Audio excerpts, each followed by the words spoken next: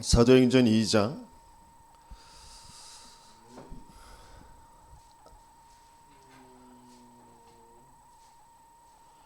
사도행전 2장 22절에서 33절까지입니다.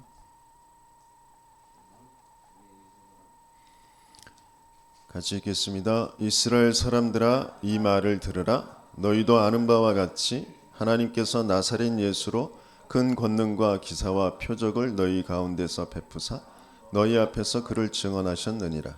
그가 하나님께서 정하신 뜻과 미리 아신 대로 내준 바 되었거늘 너희가 법 없는 자들의 손을 빌려 못 박아 죽였으나 하나님께서 그를 사망의 고통에서 풀어 살리셨으니 이는 그가 사망에 매여 있을 수 없었음이라.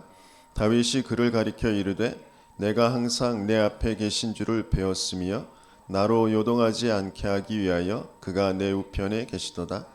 그러므로 내 마음이 기뻐하였고 내 혀도 즐거워하였으며 육체도 희망에 거하리니 이는 내 영혼을 음부에 버리지 아니하시며 주의 거룩한 자로 썩음을 당하지 않게 하실 것이미로다. 주께서 생명의 길을 내게 보이셨으니 주 앞에서 내게 기쁨이 충만하게 하시려다 하였으므로 형제들아, 내가 조상 다윗에 대하여 담대히 말할 수 있노니 다윗이 죽어 장사되어 그 묘가 오늘까지 우리 중에 있도다.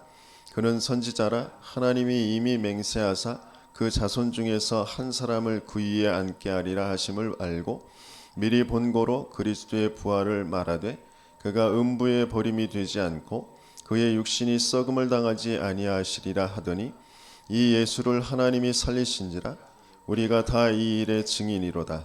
하나님이 오른손으로 예수를 높이심에 그가 약속하신 성령을 아버지께 받아서 너희가 보고 듣는 이것을 부어주셨느니라. 아멘. 우리가 다 이 일의 증인이로다. 지금 베드로가 뭐의 증거를 대고 있냐면 십자가에 죽으신 예수, 그리고 다시 살아나신 예수, 그리고 약속하신 대로 성령을 부어주신 것, 거기에 증인으로 서서 말하고 있습니다. 여기서 좀 읽은 말씀 중에 다윗을 선지자라고 이렇게 표현했어요. 다윗은 왕이잖아요. 그런데 왕인 이 다윗이 선지자, 먼저 알고 먼저 보고 했던 사람이다. 사무엘에 보면 사무엘서에 보면 사무엘을 선견자라고 표현했거든요. 먼저 본 사람. 그러니까 미래의 것, 그리고 지금 일어나는 것의 진짜 실제 본질이 뭔지, 그 내용이 뭔지 그것을 미리 본 사람, 미리 아는 사람. 그래서 가르쳐 줄 수 있는, 가르쳐 줄 수 있는 거죠. 물론 가르치는 것도 맞지만 가르치는 거예요. 미리 보고 미리 알고 그것을 가리킬 수 있는, 어떤 방향을, 저기 있는 걸 손가락으로 이렇게 가리키는 거, 가르쳐 주는 게 아니고 가리키는 거.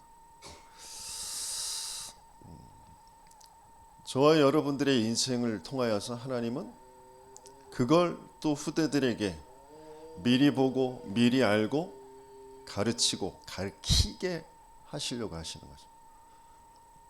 뭘요? 예수가 그리스도시다. 인생의 문제가 돈이 좀 없어서 지금 힘들고 어렵고 시달리는 그 문제 아니다. 뭐 내가 바라는 일이 되고 안 되고 그래서 짜증나고 원망하고 낙심하고 그 문제 아니다. 세상에 갖가지 많은 범죄자들이 또 재앙이 막 오는데 그것 때문에 내가 불안해하고 두려워하고 하는 것 같지만 진짜 문제는 그 문제 아니다. 하나님을 떠나 있는 문제다. 하나님을 모르는 문제다. 그래서 그 하나님이 우리에게 하나님을 알도록 하나님이 찾아오시겠다고 약속하셨는데 그게 그리스도다. 그 그리스도로 오신 분이 바로 예수다. 예수가 그리스도로 오셔서 그 그리스도가 맞아진 인생을 어떻게 인도해 가셨는지 성경에 기록되어져 있고, 지금도 그 일은 동일하게 일어나고 있고, 그 앞으로 그 일은 계속해서 일어날 것이다. 그래서 너의 인생에 그 일이 어떻게 일어날 것인지를 가르쳐주고 가르쳐줄 수 있는, 그게 우리가 증인, 선지자, 선견자, 그 역할을 하는 거죠.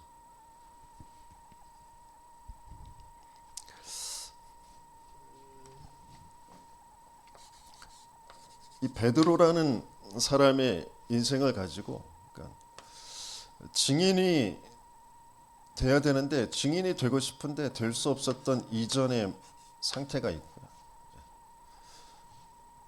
어떤 사건을 계기로 그 이후에 증인이 되어진, 그래서 내게 요 포인트가 어떻게 와 있는지, 나는 그것을 위해서 뭘 어떻게 인도받아야 되는지, 그게 정말 중요한 부분이거든요. 베드로가 어떤 전환점을 통하여서, 어떤 사건을 통하여서 증인이 될 수 있었는지, 신앙의 고백을 분명히 했거든요. 주는 그리스도시요 살아계신 하나님의 아들이십니다. 다른 사람들은 다 다른 것을 쫓아서 다른 역할을 하고 있는 그 부분으로, 그러니까 세례 요한, 엘리야, 예레미야 선지자 중에 하나로 예수님을 알고 있지만, 나는 예수님을 나의 주로, 나의 그리스도로, 하나님의 아들로 그렇게 고백합니다. 그런데 그럼에도 불구하고 예수님께서 자기가 그리스도인 것을 말하지 말라 이렇게 말씀하셨어요. 왜 그랬냐면, 아직 진짜 그리스도가 필요한 자기의 인생을 확인하지 못한 상태이기 때문에, 앞으로 갈보리산을 통과해야 돼. 진짜 죽으시는 그걸 체험해야 돼. 그리고 다시 살아나신 그 감람산에서 또 그동안 주셨던 말씀을 다시 한번 확인시키시면서 앞으로 일어날 일, 그 속에 네가 무엇을 해야 될지 그것을 통과해야 되죠. 그러면서 내 능력, 내 열심이 아니라 성령의 역사로, 성령의 능력으로 되어지는 그 체험을 해야 된다. 그러면서 계속해서 벌어지는 그 일들, 안디옥으로, 아시아로, 마게도냐로, 로마까지 가게 되어지는 그 흐름, 앞으로 계속 이어질 하나님의 그 방향, 그게 실제로 내게 와지지 않았고 체험되어지지 않았기 때문에 아직 그리스도라고 말하지 말아라, 이렇게 말씀하신 거죠. 그래서 진짜 저와 여러분들에게 먼저 인정되어져야 될 게, 내 모든 그 인생 전체가, 또 그 인생을 바라보고 있는 내 기준, 내 눈이 하나님과 안 맞다라는 게 인정이 되어져. 그래서 내 모든 삶의 선택이 실제 육신의 삶이라는 것이 하나님이 원하시는 것과 안 맞다, 그게 먼저 인정이 되어져야 돼요. 근데 나도 모르게 이 전체가 그냥 딱 짜여진 그런 시스템으로 하나님과 안 맞는 시스템으로 굴러가고 있는 거거든요. 여기서 벗어날 수가 없는 거거든요.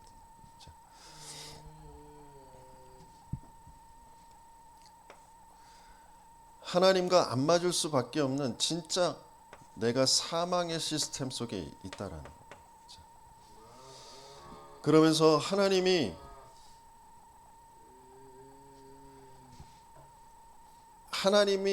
이끌어 가신 하나님의 인도를 받는 것이 아니라 그것과 반대되어지는 것,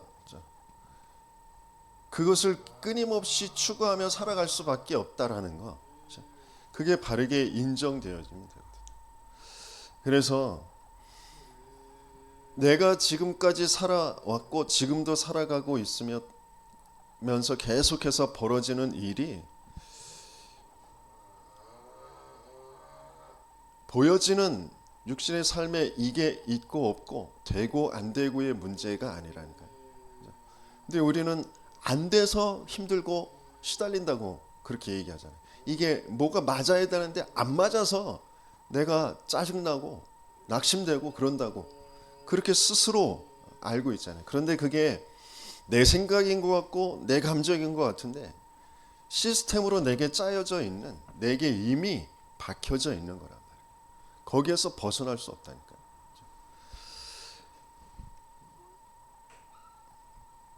그걸 하나님은 바르게 알게 하시고 거기에서 벗어나게 하시려고 하시는 거죠. 베드로가 유대인으로 태어나서, 근데 많은 유대인의 여러 가지 부류의 사람들이 있는데 어부의 아들로 태어나서 어부 일을 하고 있으면서 어느 날 예수님이 찾아와서 나를 따라오너라 라고 하셨단 말이에요. 그래서 예수님을 쫓아서 가게 되어졌어요. 뭐에 이끌렸는지 그냥 가게 되어졌어요. 물론 형 안드레가 내가 그리스도를 만났다, 그래서 와봐라, 그래서 쫓아간 거죠. 근데 자신들이 알고 있었던 그 그리스도, 그 상을 쫓아서 갔지만 실제 그 그리스도와 안 맞거든요. 지금 보여지는 예수님의 모습은. 그런데 그럼에도 불구하고 하나님의 은혜로 계속 인도를 받게 되어진 거죠. 우리도 모르게 가지고 있는 내 신앙생활에 내가 맞다고 여기는 그 하나님 상이 다 있어요. 내가 믿고 싶은 예수가 있단 말이에요. 내가 만나고 싶은 예수가 있단 말이에요. 그래서 거기에서 그게 안 맞을 때 오는 그 분열되어지는 그런 상태가 있다. 하나님은 거기에서 우리를 벗어나게 하시길 원하세요. 진짜 하나님이 찾아오신 그 예수를 우리는 만나야 되잖아요. 그리스도이신 예수를 만나야 되는데 그리스도가 필요한 내 인생이 먼저 확인되어지지 않으면 그리스도를 우리 만날 수가 없어요. 그리스도가 체험되어지지가 않아요. 그래서 그리스도가 필요한 내 인생, 나라는 실체 실존을 나의 진짜 근본 그걸 계속 확인하는 쪽으로 우리를 끌고 가세요. 베드로가 자기가 그렇게 장담하고 다른 사람들은 다 주님을 버릴지라도 난 버리지 않겠습니다. 주님이 정말 죽으면 나도 따라서 죽겠습니다.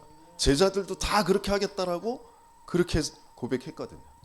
그런데 정작 그 사건이 벌어졌을 때 부인하고 도망가는, 실제 자신의 상태를, 자신의 근본을 확인하게 하시는 것.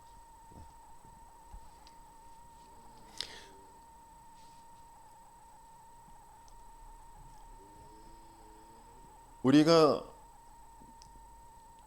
조금 능력이 있고 우리가 조금 공부를 잘하고 좋은 직장 다니고 어떤 부분에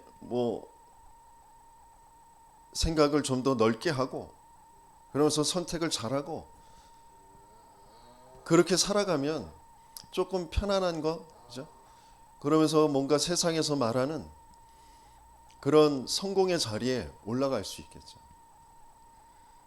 그렇다고 해서 내가 참된 행복을, 평안을 찾는 것은 아니거든요. 우리의 인간의 근본은 하나님과 함께 해야만 행복한 존재로, 하나님의 형상대로 만들어졌기 때문에. 그래서 하나님은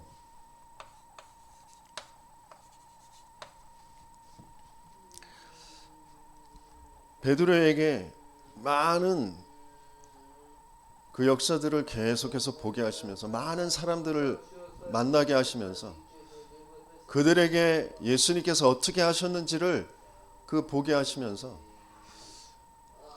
그러니까 수가성의 여인이나, 그렇죠? 또 가늠한 여인이나, 나면서부터 안진뱅이, 나면서부터 맹인, 그렇죠? 그 장애의 상태에 있는 사람들이나 귀신 들린 사람들이나 그 사람들을 보게 하시고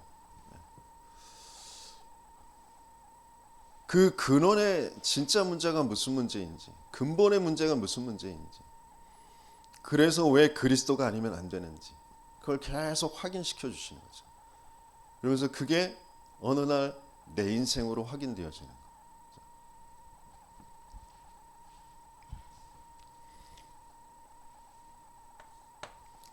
그래서 오늘 본문의 사망의 고통,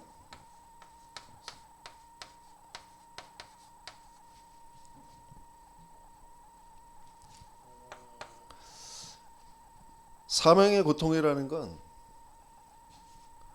그러니까 말씀이신 하나님, 그 안에 생명이 있고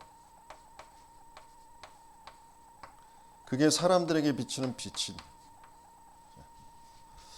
하나님은 그 빛으로 세상을 만드셨단 말이에요. 그런데 이 말씀이시고 그 생명이고 그 빛이신 그 하나님의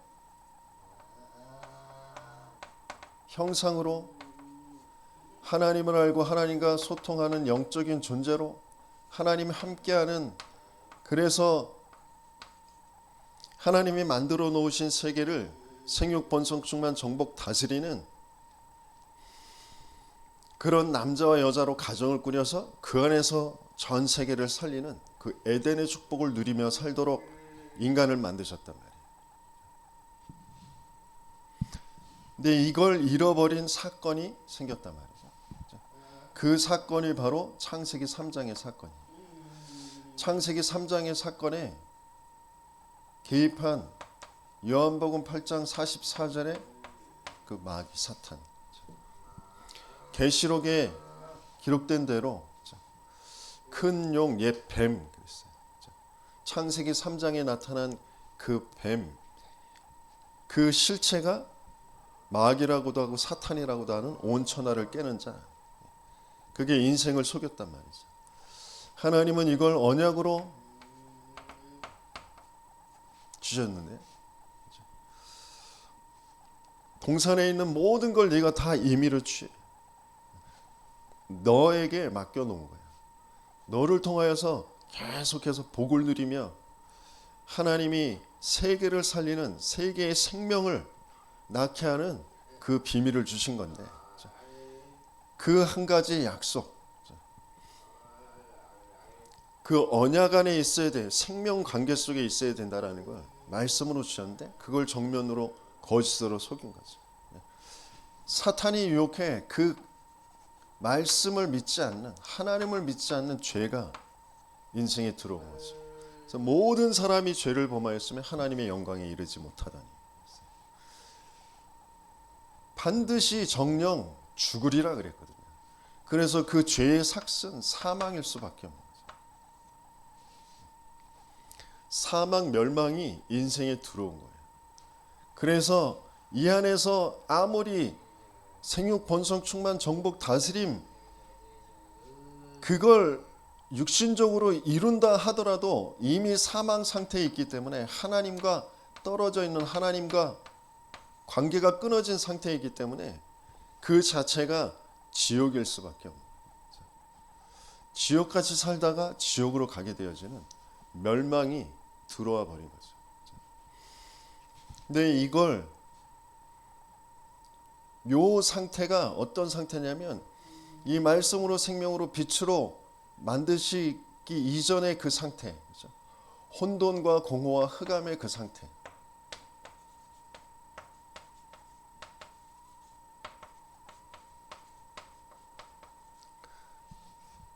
그 창세기 1장 2절의 그 상태가 그대로 인생을 덮쳐버린 그런 상태가 되어진 거죠.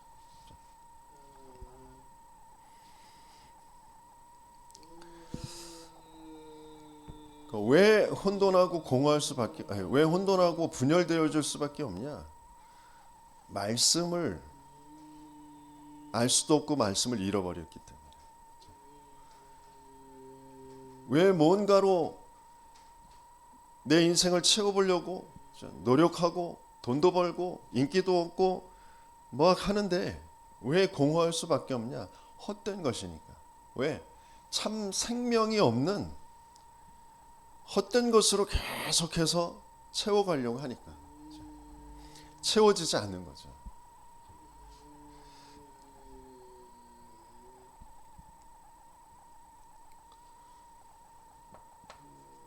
그러면서 뭔가 계속 해 가는데 그게 나를 살릴 수가 없고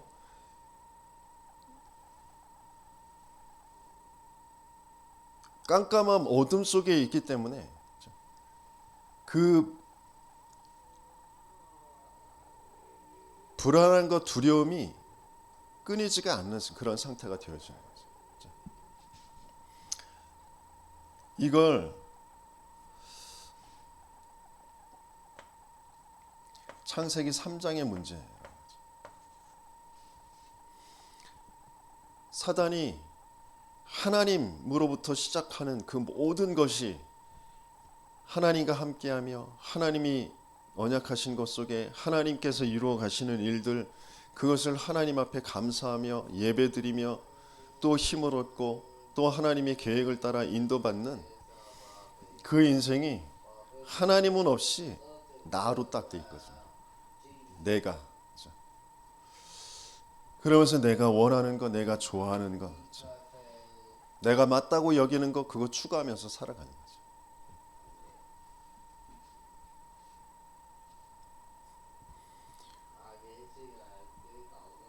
당장 우리가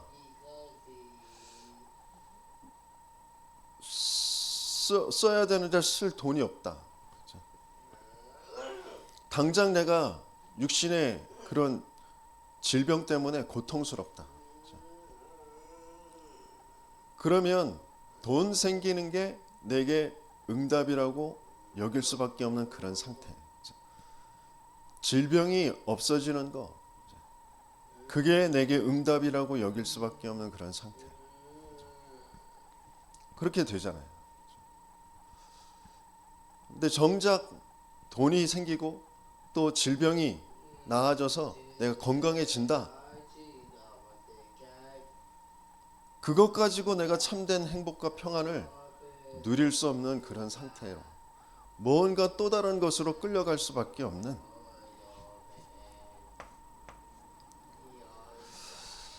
무너질 수밖에 없고 멸망할 수밖에 없는 것을 계속해서 쌓아가는 그 인생이 되어진 거죠. 그 사망의 고통 속에 있는 건 근본, 그 근본 자체가 뭐로 되어 있냐면 바로 사탄의 망대로 되어 있기 때문에.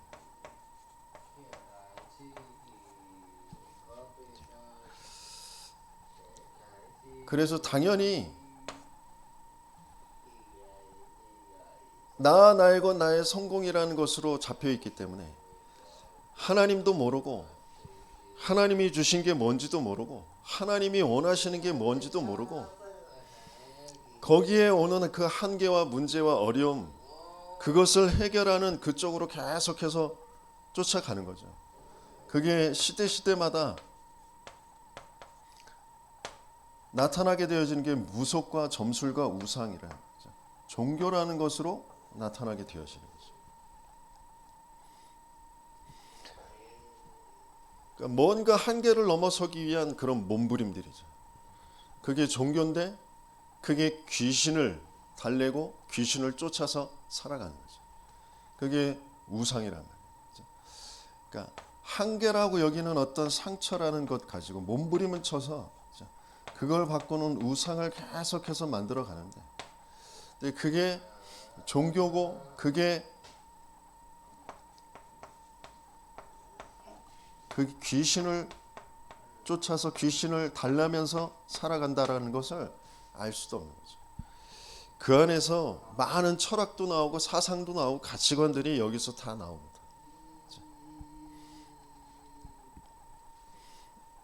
내 속에 지금 틀로 딱 굳어져 있는 생각과 마음의 그를 계속해서 끌고 가고 있는 게 차곡차곡 내게 뿌리가 내려진 그 가치관들, 기준들, 틀이거든요. 근데 그게 이걸로 딱 돼 있어요.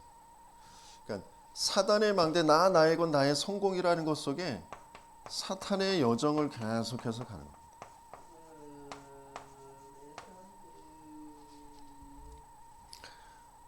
내가 태어난 시대와 국가와 가문과 그 부모의 배경과 성장하면서 내가 경험했던 그 모든 것들을 가지고 하나님을 모르니까, 참된 건 모르니까, 진짜 영원한 건 모르니까, 그 말씀 생명 그 빛이신 성삼위 하나님 모르니까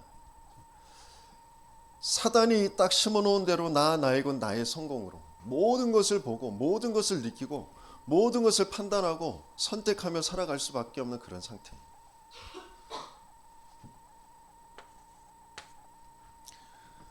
그 속에서 우리 인생에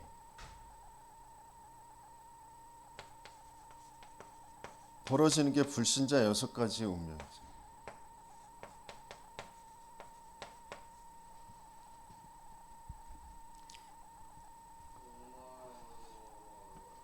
그게 사단의 이중표.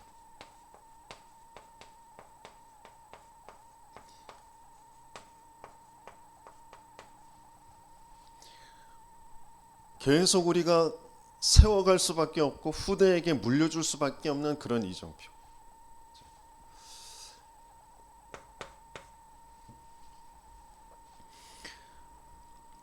왜 예수님이 제자들을 이끌고 가시면서 계속 그동안에 가지고 있었던 모든 기준과 틀들을 다 깨트리시는 그런 말씀을 계속 주시고, 또 현장에서 사건을 통하여서 그것들을 계속 확인시켜 주시고, 그럼에도 불구하고 제자들에게 그게 아직은 개인적으로 맞아지지 않은 그런 상태들이에요. 진짜 문제는 신분의 문제, 하나님과의 관계가 깨어진 문제. 너희는 너희 아비 마귀에게서 났으니 너희 아비의 욕심대로 너희도 행하고자 하느니라. 그래서 그 욕심대로 행하는 게 뭐냐면 우상이란 말이에요. 나를 위해서 모든 것을 다 하는 거예요. 인생이라는 것을 위해서 인간 중심으로 사는 것, 내가 살아야 된다라는 것 중심으로 모든 것을 다 합니다. 그러니까 뭘 모르느냐? 사망을 몰라요. 내가 이미 사망이 들어왔구나. 내게 생명을 잃어버렸구나. 그래서 나는 올바른 걸 볼 수 없는 깜깜함 속에 있구나. 내게 빛이 필요하구나. 이런 걸 몰라요.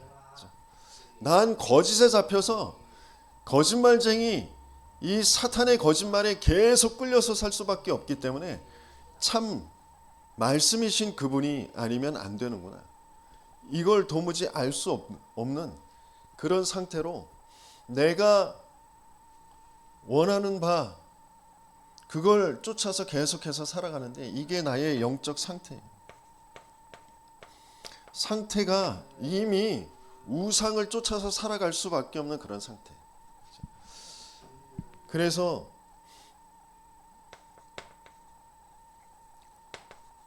마태복음 12장에 보면 강한 자가 붙잡고 있는, 그 강한 자가 뭘로 끌고 가냐면 세상 풍조로 끌고 가요. 근데 그게 세상 풍조를 따라가는 것처럼 보이지만 공중 권세 잡은 자를 따랐습니다. 내가 뭐가 안 돼서 힘든 게 아니라니까요. 그게 안 된 거로 보일 수밖에 없고 그 안 된 거를 되는 것으로 바꾸어 놓고 싶은 그걸 가지고 끊임없이 하나님만 안 믿는, 하나님의 언약만 없는 그 속으로 계속 나를 끌고 가는 존재가 있는 거라니까요. 왜? 내가 하나님 안 믿는 그 죄 속에 그 사단, 그 사망의 세력을 잡은 자 마귀, 허물과 죄로 죽여놓고 우리를 세상 풍조로 끌고 가고 있는 그 공중권세 잡은 자, 그걸 모르는 상태라. 그걸 이길 수 없는 상태라니까.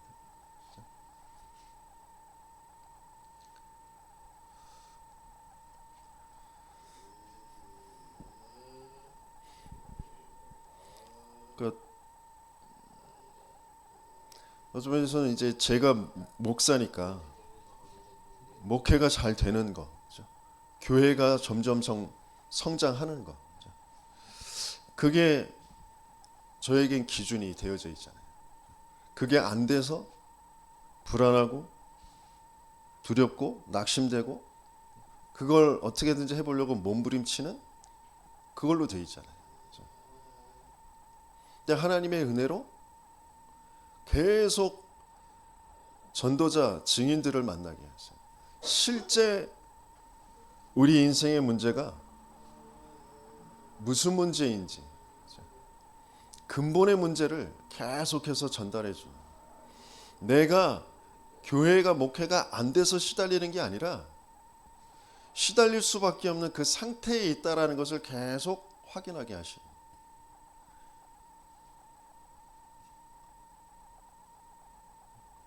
물론 어떤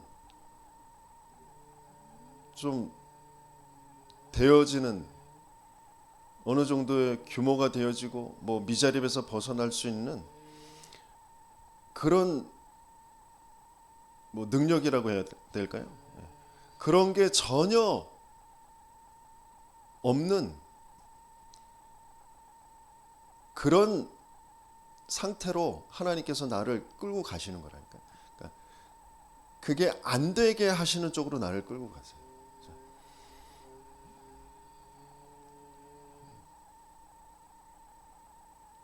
제가 가지고 있는 뭘 가지고 내 어떤 내 바램대로 내 원하는 것대로 안 되어지는 쪽으로 계속해서 나를 끌고 가고 계시구나라는 것을 계속 확인하죠.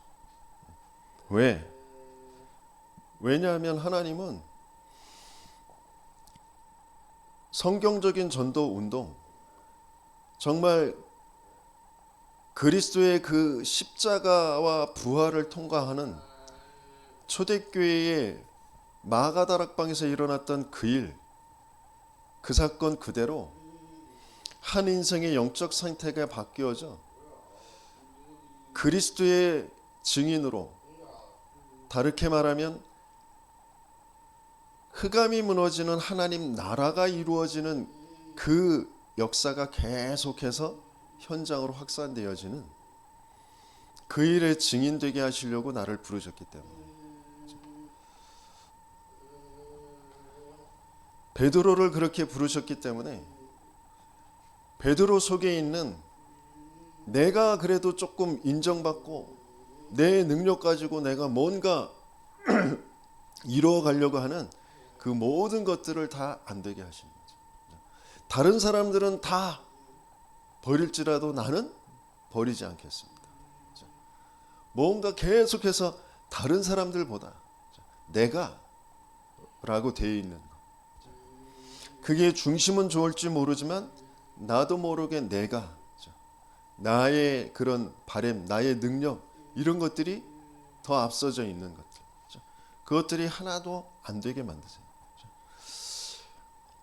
그러니까 인생의 모든 사람들은 다 하나님 떠나서 자기도 모르게 뭔가 가지고 있는, 그게 맞아, 이래야 돼, 저래야 돼 라고 하는 그 기준들을 가지고 그걸 위해서 몸부림치면서 살아가고 있는데, 그게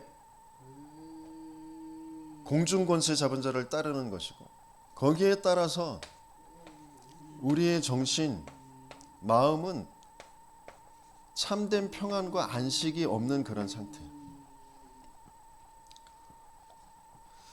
계속 분열되어지고 집착되어지고 중독되어지는 쪽으로 계속 가거든요.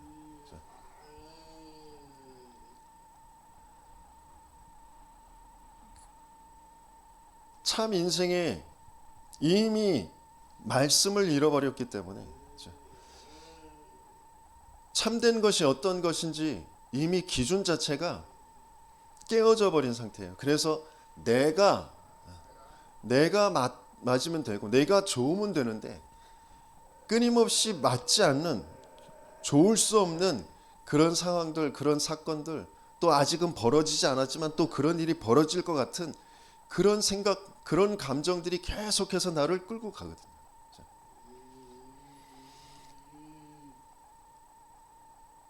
그 분열과 집착과 그 중독이라는 것 속에 벌어지는 일이, 그러니까 마음에 참된 평안과 안식이 없을 수밖에 없도록 내 속에 집을 짓고 들락날락하면서 내 생각과 마음을 계속 흔들어 놓는 존재가 있다는 걸 모르는 거죠. 그래서 불안과 두려움과 염려가 계속 되어집니다. 그러면서 하는 것은 뭔가 그 원인이 있는 거죠. 이유가 있는 거예요. 뭐 때문에 내가 불안하고 두렵고 그렇다고.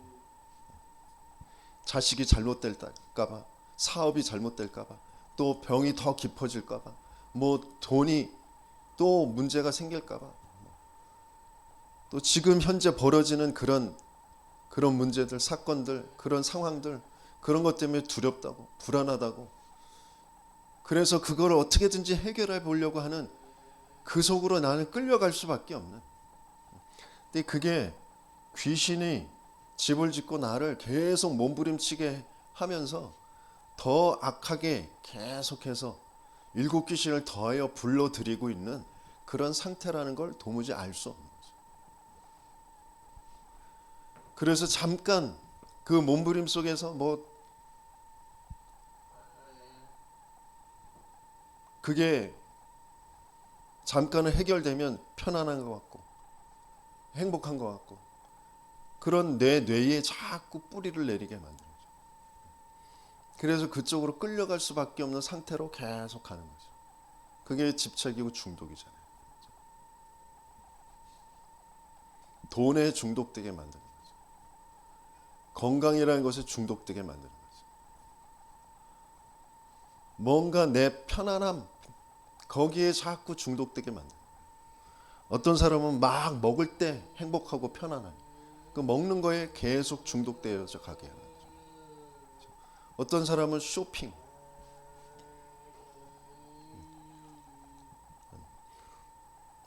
신우회에 엘리쌤이라는 분이 계신데 실명을 자꾸 거론하면 안 되는데, 그분도 자기도 모르게 뭔가 이렇게 다른 부분은 모든 것을 주님 앞에, 모든 방향을 복음에 집중하는 거, 그런 것에 이렇게 계속 잘 인도받으려고 몸부림치는데 자기도 모르게 쇼핑 그러면 그냥 거기에 빠졌던데.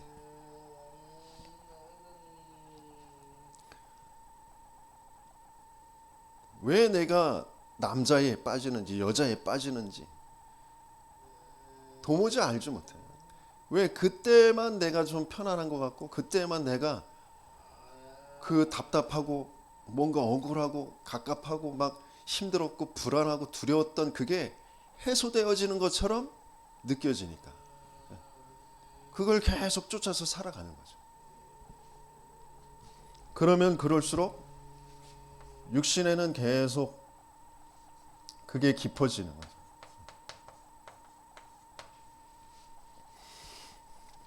그래서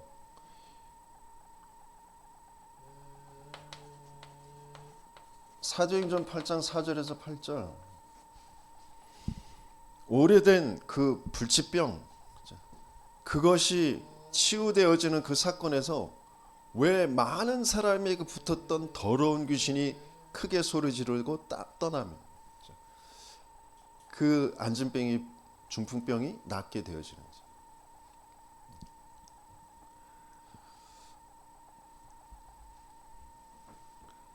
그런 모든 질병이 모든 사람이 귀신에 잡혀서 귀신이 주는 그런 질병이냐? 근본에서부터 계속해서 그 여정을 따라서 계속 우리를 끌고 오는 존재가 분명히 있다. 왜? 죄 속에 있기 때문에. 하나님을 안 믿는 사망 속에 있기 때문에 거기에 끌려서 살아갈 수밖에 없는 거라니까요.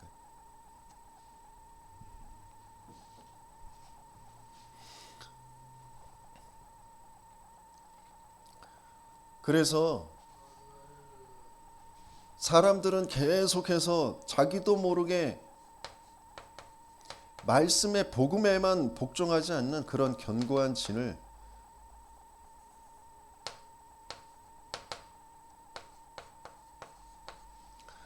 모든 이론을 가지고 자기의 생각을 가지고 복종하지 않는 그쪽으로 계속 끌려갑니다. 근데 그 일이 무슨 일이냐? 세상신, 그게 복음의 광채가 비춰지지 못하도록. 그러면서 요한복음 16장의 세상 임금, 분명히 주님은 그 세상 임금을 심판하셨다, 심판받았다라고 하셨는데 언제요? 성령이 오시면 심판을 받았다 이렇게 표현하셨어요.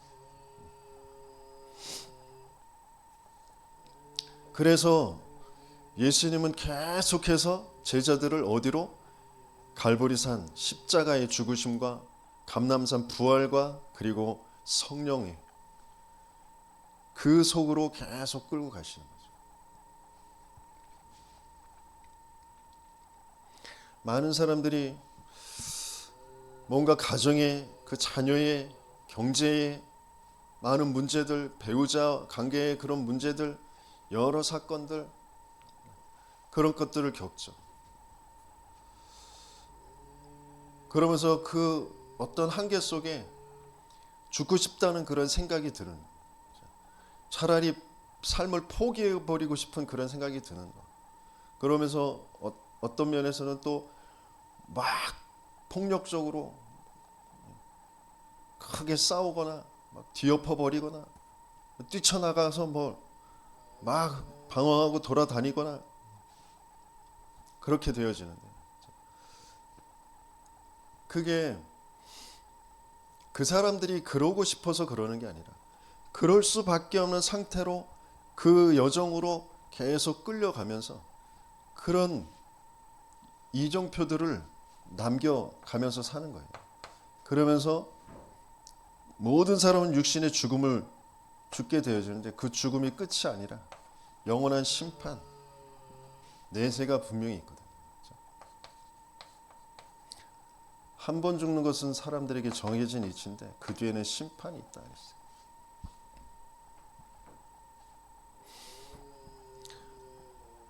우리 인간은 육신과 영이 함께 있는 존재로 하나님 만드셨어요. 그래서 죽고 부활할 때 반드시 육신을 가지고 부활하게 돼 있어요. 예수님이 그랬던 것처럼 모든 사람은 다 똑같습니다. 믿는 자나 안 믿는 자나 다 똑같아요. 근데 믿는 자는 그 영화로운 몸과 그 영혼을 가지고 저 영원한 하나님 나라, 하나님과 함께하는 천국으로 들어가는 것이고, 불신자들은 그 육신을 가지고 부활해서 영원한 고통, 그 지옥으로, 사단이 가야 되는 그 지옥으로 함께 떨어지게 되어지는 거죠.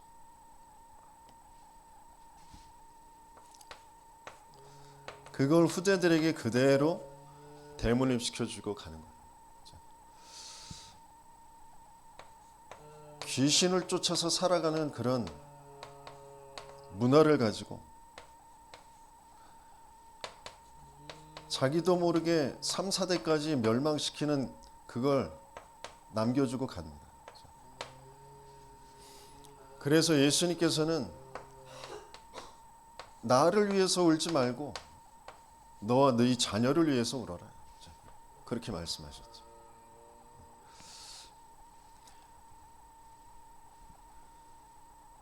우리가 어떤 상태에 있었는지, 지금도 어떤 일이 계속해서 벌어지고 있는지, 거기에 주님께서는 뭘 열어주시냐? 생명의 길.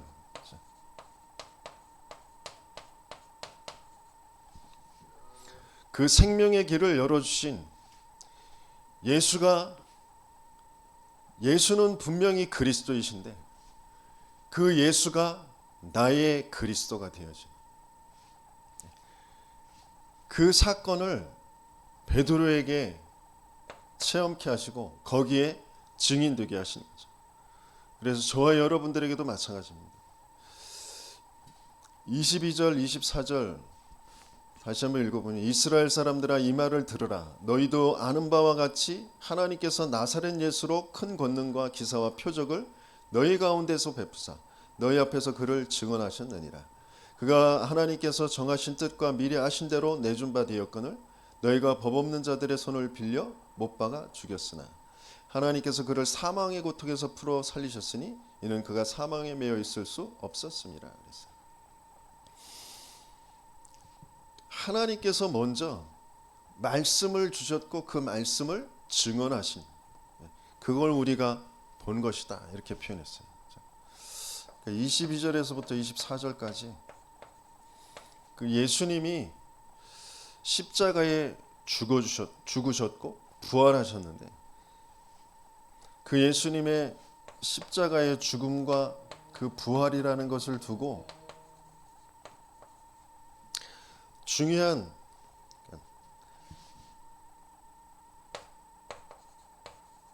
복음의 흐름, 그 말씀의 흐름, 그것이 확인되어진 지금 증인으로 베드로가 선포하고 있는 거죠. 인생의 문제가 사망이 들어온 문제니까 사단이 개입해 죄를 짓게 해서 하나님 떠난 하나님과의 그 관계가 깨어진 그래서 계속 그 사탄의 여정으로 이정표를 남기며 살아갈 수밖에 없는 그 문제이기 때문에 하나님은 여자의 후손을 보내셔서 그 사단의 머리를 사망을 끝내실 걸 약속하신 것이다. 이걸 잃어버리고 또다시 세상에 바로의 포로가 노예가 되어진 것처럼 보이지만 바로의 노예가 아니라 애굽의 노예가 아니라 사탄에게 잡혀 있는 거야. 그래서 그리스도가 아니면 안 돼. 그것을 말씀하시는 거죠. 창세기 3장 15절 그 흐름 속에 하나님은 방주의 언약을 주셨어요. 세상은 다 심판받게 되어질 것인데 방주 안에 들어가야만 사는 거야. 그 방주 세상은 끊임없이 바벨탑을 지으면서 살아갈 수밖에 없는데 그거 다 무너질 것들이야. 그래서 너는 내가 네게 지시할 땅, 말씀을 따라서 메시아가 오실 땅, 그 땅으로 가라 라고 하셨잖아요. 그러니까 주님은 계속해서 하나님 나라, 교회 그거 만드는 쪽으로 계속 말씀을 주셨고 그걸 이루어 가시고 계신 거거든요. 출애굽 때도 마찬가지예요. 반드시 가나안 땅 가게 할 거야. 내가 너희 백성들의 그 간과 고통, 그 울부짖음 다 들었다. 근데 그게 노예 때문에 너희들 힘들어 하는데 그 상황 때문에 힘든 게 아니라 나를 안 믿고 내 언약, 세계복음할 그 언약 속에 있지 않기 때문에 너희들이 그 상태에서 잡혀 있는 거야. 그래서 나는 거기에서 너희들을 빠져나와서 세계복음할 땅으로 메시아가 오실 땅으로 보낼 거야. 그런데 그 내가 너희에게 약속하는 건 희생 제사, 희생 제물 그 언약 붙잡으면 나오는데 거기에서 그 증거가 뭐냐? 그것 가지고 너희들이 예배 드리게 될 거야. 주님은 계속 똑같은 말씀 하시고 계시거든요. 그게 계속해서 시대에 따라서 점점 더 복음이 확인되어지는 쪽으로 지금 인도에 가시고 계신 거예요. 그걸 잃어버리고 또 가나안 족속들이 섬기고 있는 능력의 신, 풍요의 신 바알과 아스타롯을 또 섬기고 있는 그 이스라엘, 그걸 위해서 제사 드리고 있는 그리스도의 언약으로 주신 그 제물, 피 흘리는 그 피제사를 능력과 풍요를 얻기 위한 제사로 바꾸어 놓았기 때문에 그 성전을 다 허물어 버리신 거예요. 그래서 또 바벨론의 포로가 되어졌을 때 다시 약속을 주신 거예요. 처녀가 잉태하 아들 낳을 것이요 그 이름을 임마누엘. 우리는 끊임없이 나도 모르게 자꾸 그래요. 현실에 벌어지는 그 문제, 어려움, 사건을 두고 계속해서 그거 해결하는 그걸로 신앙생활을 계속 해 가려고 한단 말이에요. 왜? 그게 진짜 문제인 것처럼 보이니까. 그게 진짜 나의 고통인 것처럼 보이니까.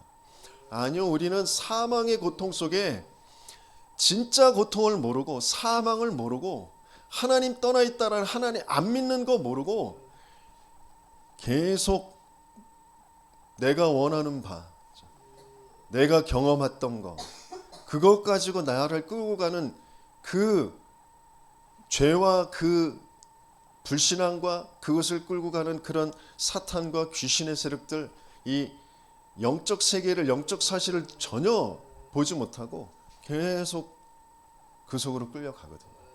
그래서 하나님은 거룩한 씨로 세상을 회복해 주실 것을 약속하시면서 거기에서 빠져나와서 새로운 하나님이 이루어 가실 그 성전을 짓게 하시겠다고 하셨어요. 그렇죠?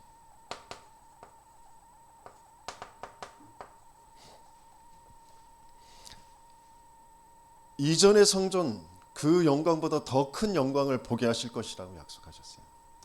그 성전은 그런데 우리의 힘으로 능으로 지을 수 있는 것이 하나님의 영으로 되어지는 것이다.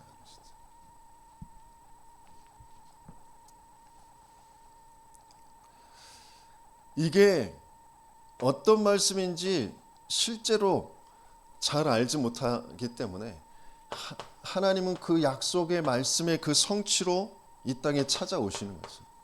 마리아의 태만 빌려서 자기 백성의 죄를 그들의 죄에서 해방할 구원할 자로 임마누엘의 그 언약을 성취할 자로 이 땅에 예수로 오신 거죠. 그 예수님이 오셔서 베드로를 먼저 어부인 너를 사랑 남는 어부가 되게 할 것이다 하신 거예요.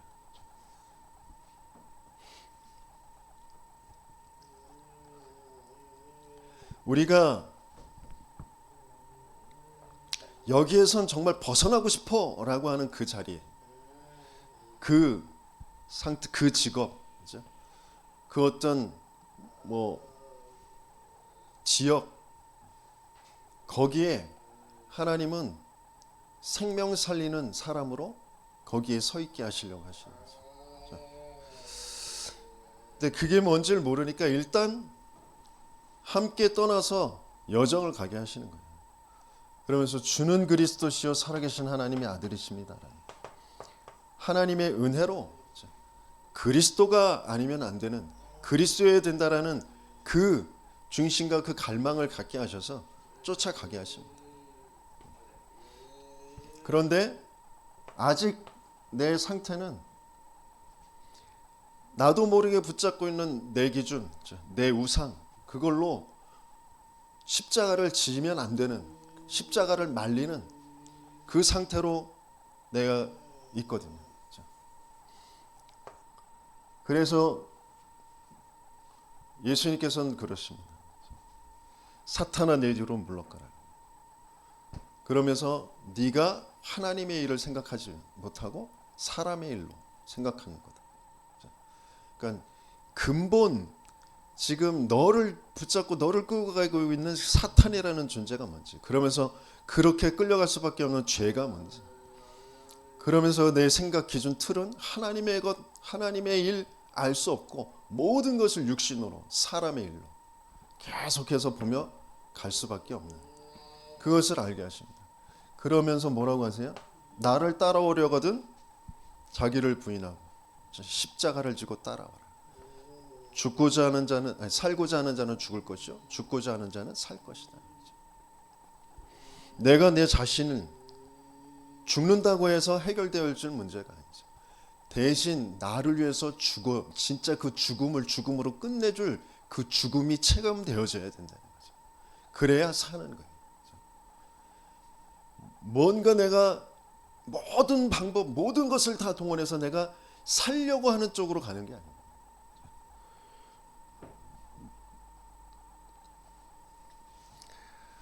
그 십자가가 맞아져야 되는 거죠.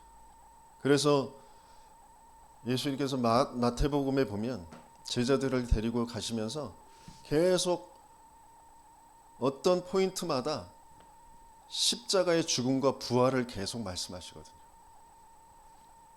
근데 십자가와 부활을 계속 말씀하시는데 그 뒤에 제자들의 상태는 계속 그럽니다. 그러면 천국에 가면 누가 큰 자입니까? 이런 것을 계속 물어봐요.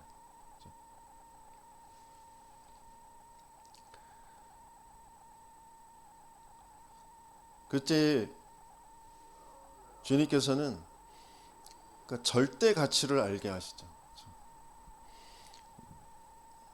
나중에 조금 더 그 마태복음 17장 18장 계속 십자가와 부활에 대해서 말씀하실 때 그 뒤에 제자들이 뭘 물어봤는지 거기에 대해서 어떻게 대답하셨는지 그런 부분들이 좀 함께 좀 찾아볼 필요가 있는데요.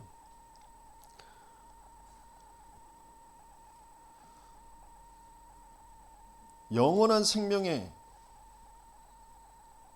그 가치를 두고 그 절대 가치를 두고 그 너희가 눈으로 죄를 졌으면 눈을 뽑아버리고 손으로 죄를 졌으면 손을 잘라버리고 그것이 저 지옥에 가는 것보단 낫다 이렇게 표현하시잖아요.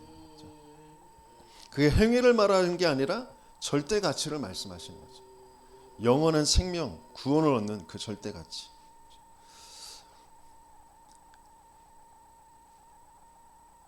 그러면서 그 1만 달란트 빚진 자 그게 또 자기에게 빚졌던 100데나리온 빚진 자에게 한 그것을 두고 꾸짖으시는 그런 대목 말씀을 주시잖아요. 그러니까 구원이라는 것의 그 한 가지 그 가치. 마태복음 20장에는 포도원 그 품꾼들의 그 비유를 드시면서 뭐 아침 일찍 와서 일을 하든 저 늦게 와서 일을 하든 똑같이 한 데나리온씩 주시는 한 달란트씩 주시는 거 그거는 구원은 하나라는 거 그 절대 가치에 대해서 계속 말씀을 주시거든요. 그러면서 세 번째 죽음과 부활에 대해서 말씀하실 뒤에 그 세베대의 어머니 그가 와서 그 자기 두 아들을 좌에 우에 앉혀달라고 그렇게 얘기합니다. 끊임없이 하나님은 절대같이 그 생명을 말씀을 하시고 계신데 우리는 그 안에서 나도 모르게 가지고 있는 그 틀과 그 기준대로 끌려갈 수밖에 없는 그걸 말할 수밖에 없고 그걸 마음에 품을 수밖에 없는 그런 상태에 있는 거죠. 그러면서 이제 베드로가 오늘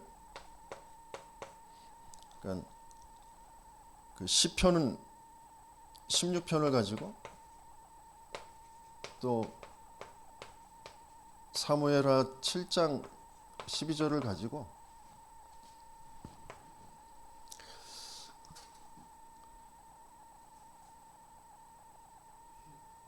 (30절에) 보니까 그 다윗 그는 선지자라 하나님이 이미 맹세하사 그 자손 중에 한 사람을 그 위에 앉게 하리라 하심을 알고 미리 본고로 그리스도의 부활을 말하되 그랬어요.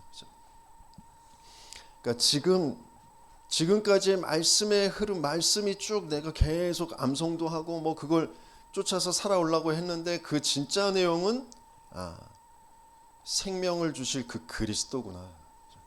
그 그리스도는 하나님이 말씀이신 분이 그 안에 있는 그 생명을 가지고 이 땅에 오시지 않으면 안 되는구나.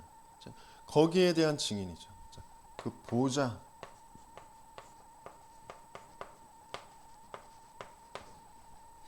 그래서 저와 여러분들에게 말씀이 임한다. 말씀의 흐름 속에 내가 있다라는 거, 그게 어마어마한 하나님의 은혜이고 축복인데, 내게 말씀이 어떻게 들려지는지, 내게 말씀이 어떻게 보여지는지,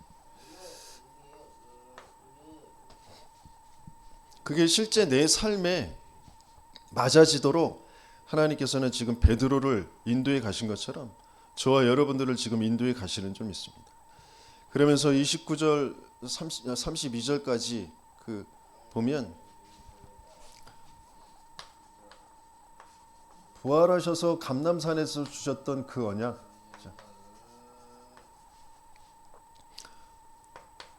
그건 부활의 메시지. 마태복음 28장 16절에서 20절까지. 너희는 모든 족속으로 가서 제자를 삼아 아버지와 아들과 성령의 이름으로 세례를 주고 내가 너희에게 분부한 모든 것을 가르쳐 지키게 하라. 너희는 온 천하에 다니며 만민에게 이 복음을 전파하라. 내 이름으로 귀신을 내어 쫓고 세방을 말하며 뱀을 집어 올리며 무슨 독을 마실지라도 해를 받지 않고 병든 자에게 손을 얹은 적 나으리라. 나를 사랑하느냐? 그러면 어린 양을 치라, 어린 양을 먹이라. 베드로에게 이 언약을 주셨거든요. 그동안은 내 생각 속에 내가 원하는 바, 그걸 쫓아서 계속해서 그걸 구하면서 살아갈 수밖에 없었는데, 하나님은, 주님께서는 이 베드로를 이 감람산에서 40일 동안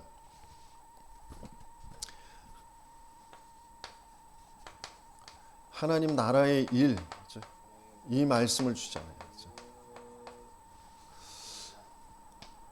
뭐가 바뀌어지게 하셨냐면, 그 기도의 제목이 내 생각과 마음에 정말 뭐가 가치이고 뭐가 우선순위인지 그 부분이 이제 바뀌어지게 하시는 거죠. 그래서 뭐의 증인이냐면 하나님 나라, 그 미션의 증인이 되어요.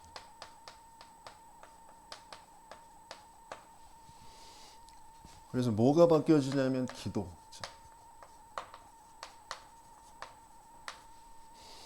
그래서 왜 주님이 먼저 그의 나라와 그의 의를 구하라 하신 말씀이 뭔지.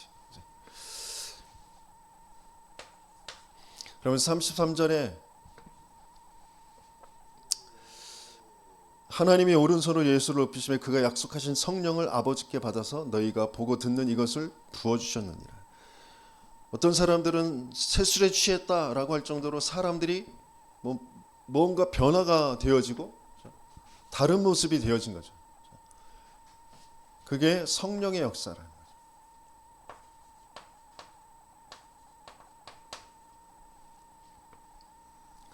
그 성령의 역사라는 것은 가지고, 그러니까 구약 성경에도 약속하셨던 것처럼 요엘에게 약속하신 거, 그게 지금 이루어진 것이다라고 2장에 이야기하고 있잖아요. 그걸 그대로 성취시키시는 것이다. 그런데 그 일이 어디에서 그 일이 어떤 일이냐면 사도행전 1장 8절에 주신 그 언약이 성취되어진 것. 예루살렘에 지금 성취되어지고 있는 거예요. 이제 유대, 사마리아 땅끝까지 이르러 반드시 증인될 것이다라는 그 말씀을 이루시는 그 속에 있는 것이다. 거기에 증인되는 거죠. 그러니까 증인의 흐름이라는 것은 선교의 흐름.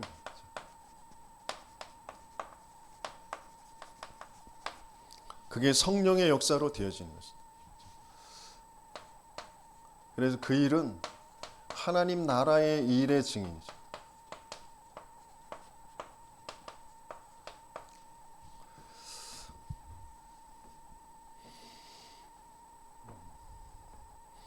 하나님은 저와 여러분들을 이 증인이 되게 하시려고 하세요. 그래서 우리의 근본부터, 사망부터 확인한 그래서 왜 그리스도에 되는지, 그리스도께서 왜 죽으시고 십자가에 죽으시고 부활하셔야 되는지, 그 십자가에 죽으시고 부활하신 주님이 나와 무슨 관계가 있는지, 그래서 왜 성령을 주시겠다고 약속하셨는지,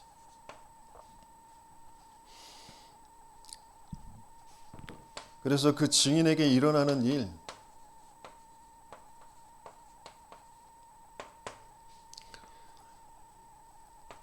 2장 37절에 복음에 반응하는 예비된 자가 있습니다.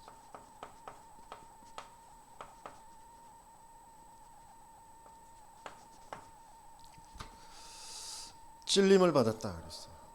우리가 어떻게 해야 할꼬?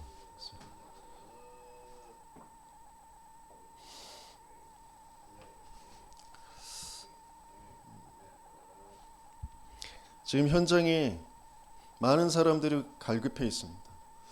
교회 다닌다고 하는 사람들도 다 참된 복음을 알지 못하고 방황하고 있는 그런 상태예요. 자기들도 모르게 중심은 좋은 것 같은데 그리스도의 이 복음과 맞지 않기 때문에 자기들도 모르게 종교 속에 있는 그런 상태. 하나님은 그 속에 예비된 사람들이 있어요.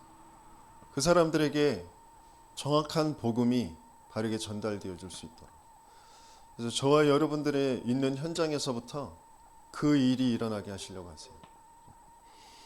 그래서 지금 내가 당하고 있는 고통, 내가 당하고 있는 어떤 한계, 나의 문제, 어려움, 그 자체에 잡히는 게 아니라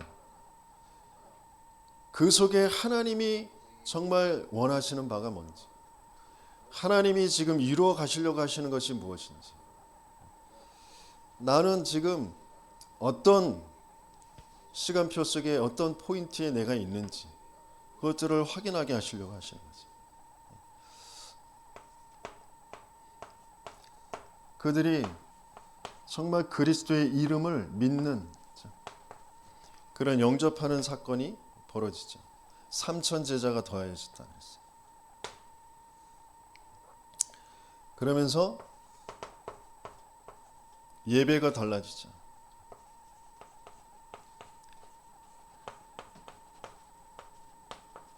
강단과의 그 관계가, 또 성도와의 그 관계가, 그러면서 기도가 되어지는데 어떤 기도냐?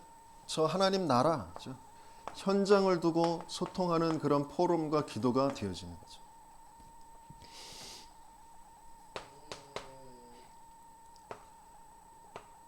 (2장 43절에서 45절)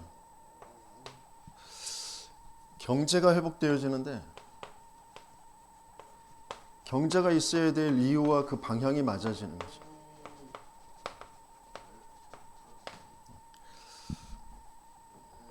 하나님이 주시는 모든 것들이 하나님이 인도하시고 하나님이 역사하셔서 하나님이 열매 맺게 하신 그 일로 계속해서 인도받게 되어지는 거예요.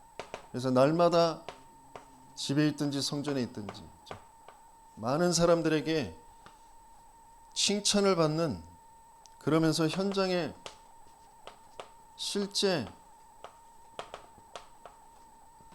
예비된 그런 만남과 하나님이 이루어 가시는 그 사건, 그게 계속 되어지는 거죠.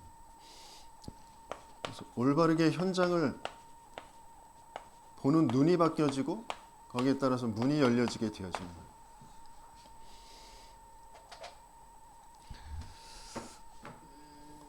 오늘 부활주일인데요. 하나님께서 저와 여러분들에게 부활을 두고 어디에 증인되게 하시려고 하시는지, 우리는 지금 어떤 시간표로 인도받고 있는지, 지금 내가 뭐가 되고 안 되고가 아니라 하나님이 그 언약, 그 언약의 흐름, 그 말씀의 흐름, 기도의 흐름, 그 증인의 흐름 속에 지금 나를 인도해 가시고 계십니다. 그래서 내가 어떤 부분이 맞아져야 되는지, 그래서 내가 어떤 부분들을 선택하면서 가야 될지, 그런 부분들이 확인되어지는, 저와 여러분들 되시겠으면 축원합니다.